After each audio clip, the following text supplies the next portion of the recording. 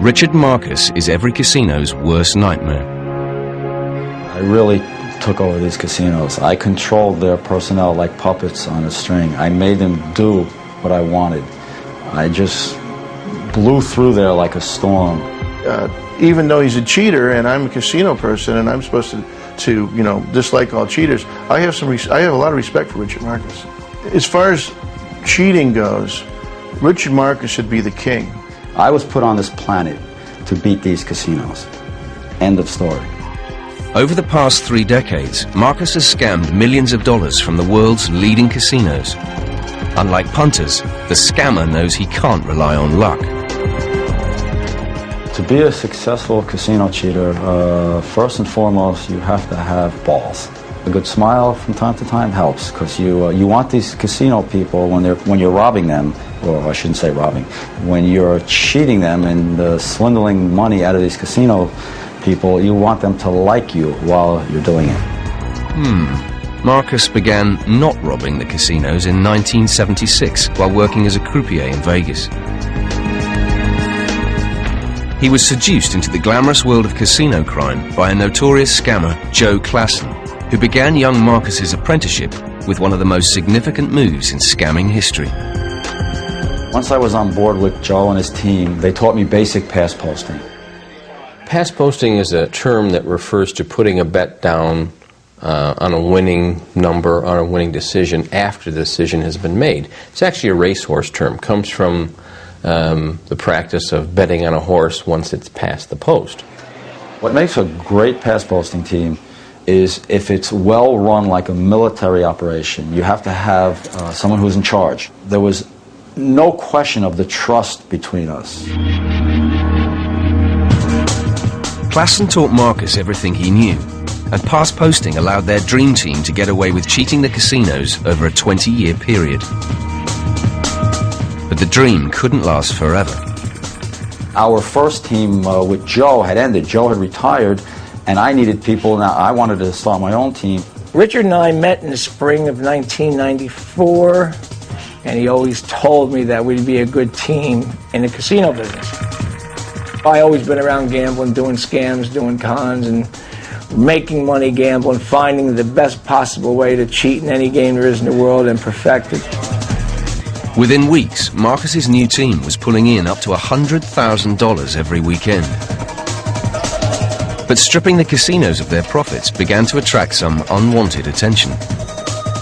There's no question that in the late 80s and early 90s, all of Las Vegas had to revamp their surveillance systems because of yours truly. They knew I was beating the hell out of them, and we were just killing them. Before, they had like one camera that would rotate between 3 or 4 tables. So when we went in there and did a move, the chances that that camera would have the split-second move were virtually zero. Marcus's team was so successful, the casinos were forced to introduce surveillance on every table, and the pass posting party came to an end. Probably the strongest tool in the pass post is the surveillance cameras. And the reason why is they capture what has happened on the table. Pass posting occurs and all of a sudden you go, wow, I think something happened here. You need to roll back the videotape and be able to watch it.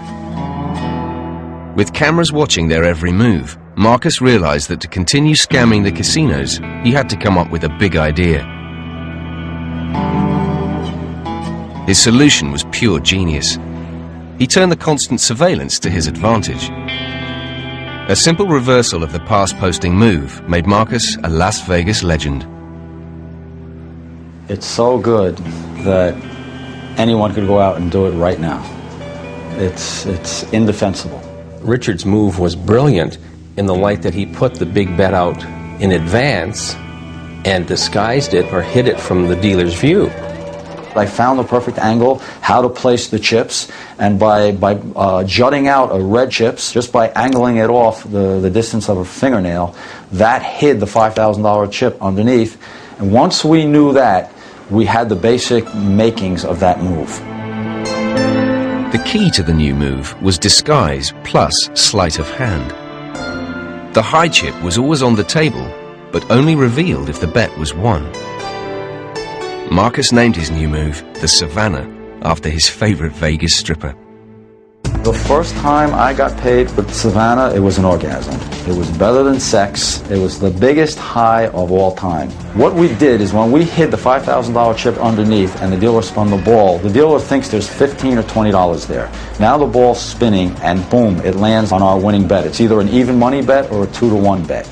I start screaming, I won $5,000, I won $5,000 on the first column or on the 19 to 36 bet. Now the dealer has no idea what I'm talking about because the dealer never saw the $5,000 chip underneath there. It's hidden. If the bet wins, you would call upstairs to say, was the bet there? And of course it was. It was there right from the beginning. With the bet confirmed by the camera, the casino had to pay out. But the real skill in pulling off the Savannah came when a bet was lost and the high-value chip had to be removed from the table before the croupier could rake it in.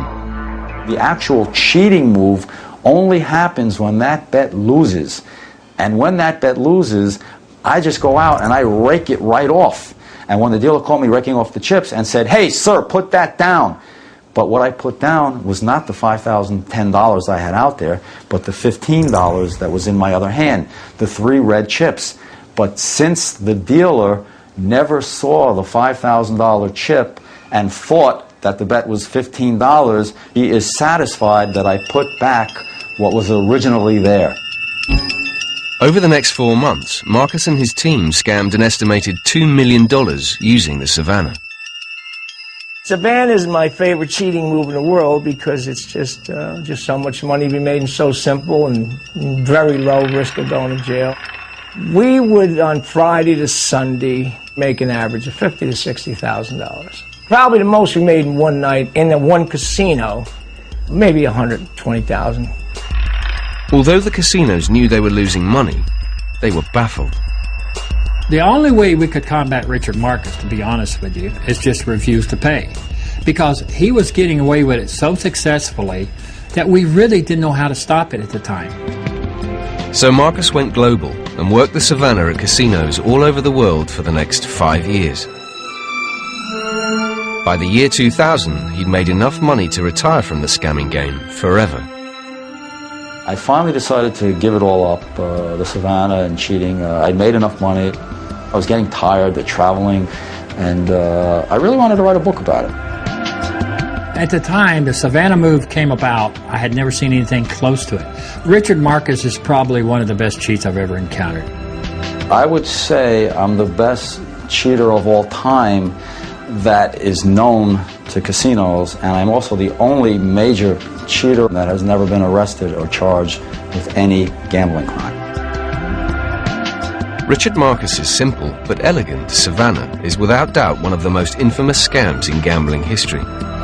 It earned him more than $12 million, the equivalent of almost £7 million, and allowed him to retire from scamming very rich and very smug.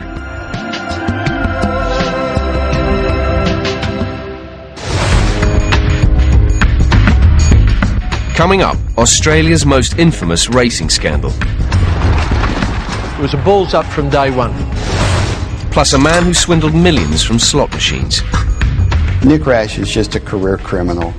You know, if you shake his hand, you better count your fingers afterwards. And the gangster-backed racing scam that saw a fortune go to the dogs.